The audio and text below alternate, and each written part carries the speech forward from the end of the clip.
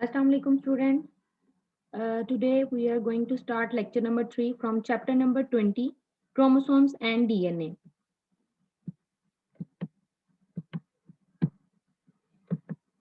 Our topic is chemical nature of DNA. A German chemist, Friedrich Miescher, discovered DNA in 1869 from the only 4 years after the Mendel's work. जब Mendel का work जो publish हुआ उसके 4 साल के बाद Frederick का जो है ये वर्किंग है that he discovered the DNA. Mr. Discovered the DNA from a human cell and from the fish sperm, और उसने वहां से एक्सट्रैक्ट किया a white substance and that substance was known as nuclein. क्योंकि ये न्यूक्लियस से extract किया गया था इसलिए इसका नेम सबसे पहले न्यूक्लियन रखा गया. और चूंकि ये न्यूक्लियन सब्सटेंस जो था that was extracted from nucleus and that was acidic in nature, so the name was known as nucleic acid. For 50 years, biologists did little research on this substance. DNA पे बहुत ज़्यादा काम नहीं हुआ because nothing was known of its function in the cell. इसके बाद हम देखते हैं कि 1920 की दिहाई में पी लावन एक साइंटिस्ट है. He was the biologist, biochemist, जिसने डीएनए के 3 बेसिक कंपोनेंट्स जो हैं उनको आइडेंटिफाई किया. ही identified 3 components of the DNA molecule. वो 3 कंपोनेंट्स जो थे, सबसे पहले एक तो था डीऑक्सीराइबोज शुगर, और दूसरी चीज थी phosphate group, and third was nitrogenous base. Nitrogenous base deoxygenated जो शुगर्स हैं, we know that 5 carbon sugar हैं. इसी तरह से फॉस्फेट ग्रुप, फॉस्फोरिक एसिड उसके साथ अटैच है, और तीसरी चीज थी इसके अंदर नाइट्रोजनस बेसिस. तो नाइट्रोजनस बेसिस जो है वो 2 तरह की होती हैं. First is the purines and second is pyrimidines. Purines जो हैं they contain double ring structure and pyrimidines contain single ring structure.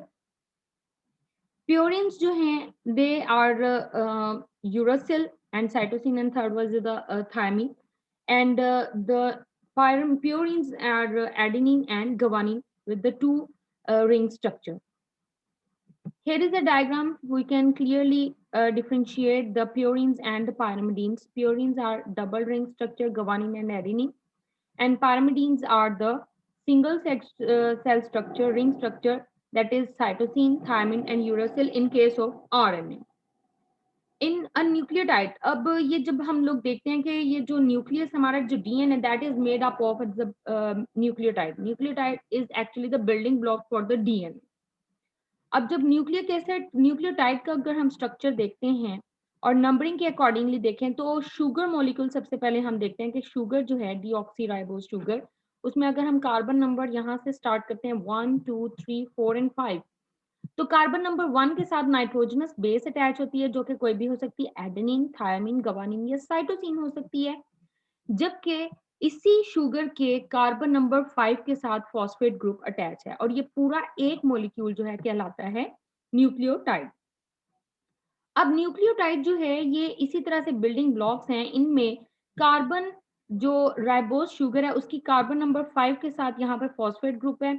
Phosphate group के साथ जो है फर्दर आगे हाइड्रोक्सिल ग्रुप जो है वो रिमूव हो जाता है और फर्दर एक और न्यूक्लियोटाइड अटैच हो जाता है.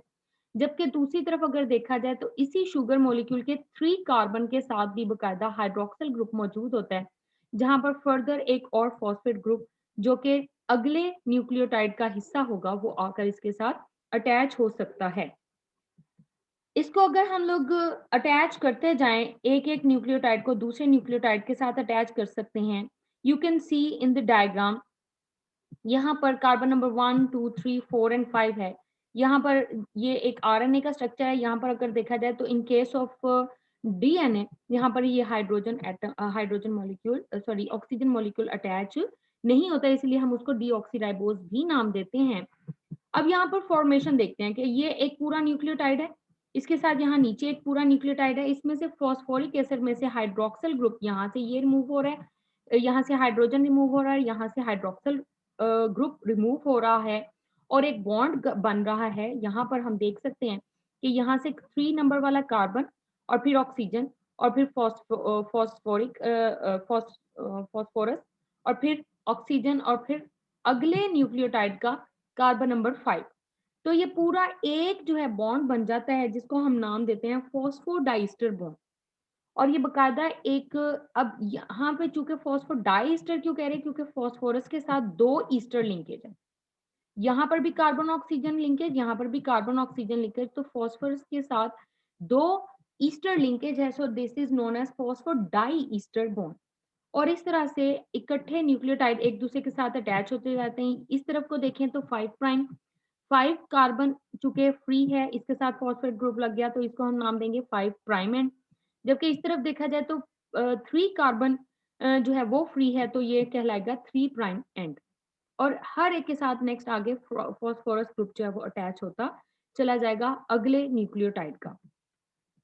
इसके बाद हम बात करते हैं एर्वन कार्गोफ की। एर्वन कार्गोफ का जो काम था, उसने ये डिस्कवर किया कि जो अमाउंट ऑफ एडेनिन है, यानी नाइट्रोजनस बेसिस जो हैं, उसमें एडेनिन की अमाउंट और थायमिन की अमाउंट एक जैसी है, जबकि गवानीन की और साइटोसिन की अमाउंट जो है वो एक जैसी है।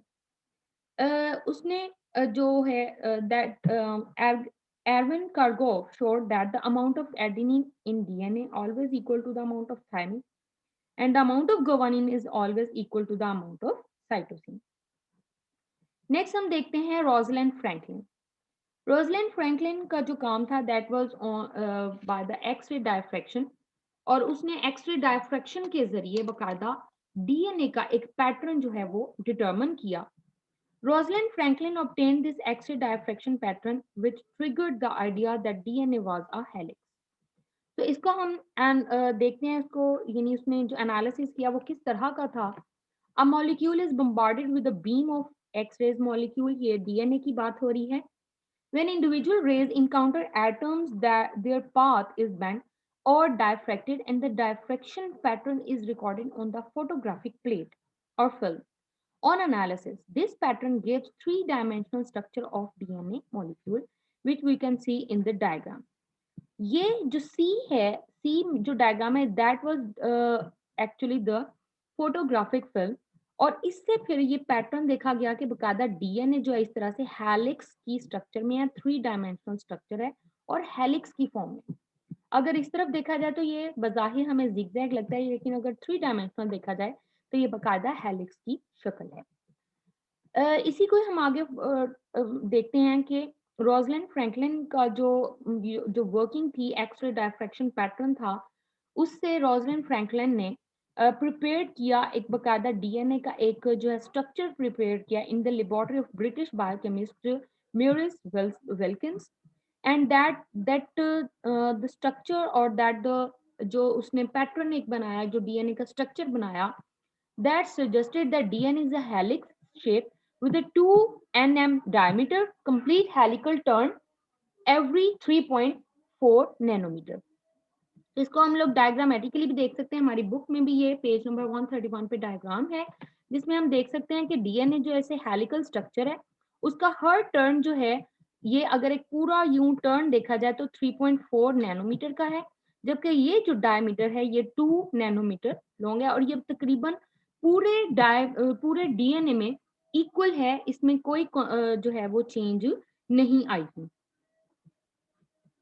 Here we can complete our lecture. इसके बारे में जो भी डिस्कशन होगी वो we will discuss in our discussion lecture. तब तक के लिए अल्लाह हाफिज, टेक केयर।